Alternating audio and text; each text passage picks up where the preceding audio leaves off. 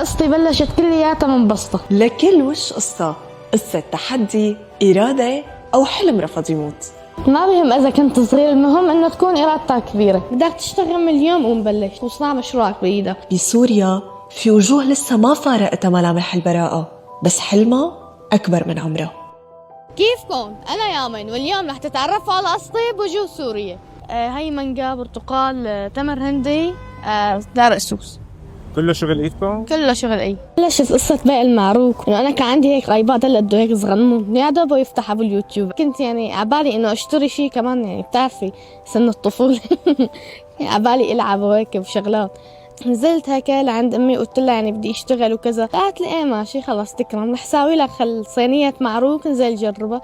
ما شاء الله يعني الف حمد وشكر لك يا رب انه من اول يوم نفقت اول وحدة. قعدت صمت واشتريناها جوا.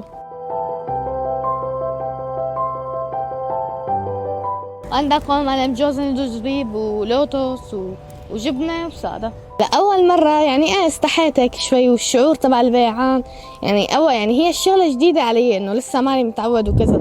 نازل هيك مكمل شيخ طاولة بإيدي والصينية، ونازل هيك الله وكيلك عم بف وين بدي وقف. حطيت الطاولة وحطيت المعروك الله وكيلك، وقفت هيك.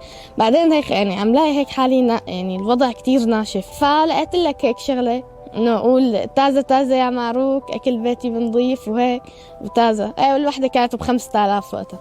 اول حدا اشترى مني شعور كتير نايس كتير.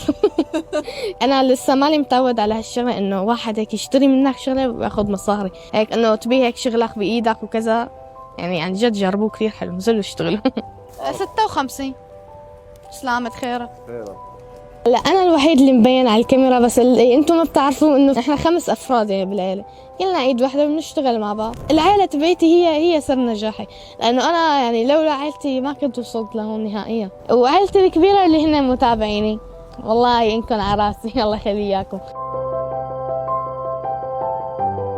الناس حبتني كمان لانه انا على طبيعتي، يعني عرفتي شلون؟ يعني ما بصطنع شيء، خلص انا هيك انا هيك. هدول الاغراض اللي عندي بطلع بشتغل فيهم، يعني مو ضروري الواحد يروح يجيب هيك شغل هاي لاي يعني.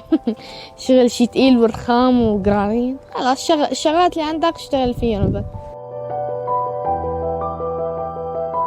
ما بيأثر الشغلات الدراسة نهائيا. بدك يعني تساوي برنامج لك خاص، يعني انه توافق بين دراستك وبين شغلك، لأنه بالأخير يعني هذا مستقبلك وأنت اللي بدك تبنيه. الواحد يبني من مستقبله من هو صغير أحسن ما يبنيه هو كبير، بحسها أحسن. يعني بالأخير الشغل مو عيب، عرفتي؟ يعني شو ما ببالك أنت انزل اشتغل وبيمشي الحال معك. يعني مو تقول مثلا يلا بدي اشتغل بعدين تأجلها بعد أسبوع بعدين بتنسى القصة كلها.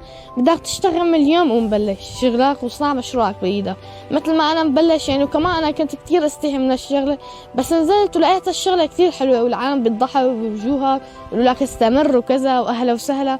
يعني الشعور كتير حلو، ما في شيء اسمه بيستحي بهالشغلة. تغير كتير شغلات، انه صرت يعني اعتمد على حالي، ويعني وصرت فيني مثلا انه جمع شوي مصروفي، عرفتي؟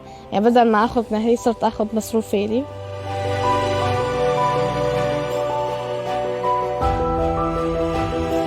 انا بفتخر انه يعني بحالي، وبتمنى انه الجيل تبعي كلياته يكون هيك، لانه انا مالي يعني سوبرمان او بطل او هيك شيء. الكل يعني هي الشغله ما لها صعبه على اي حدا، الكل فيه يساويها.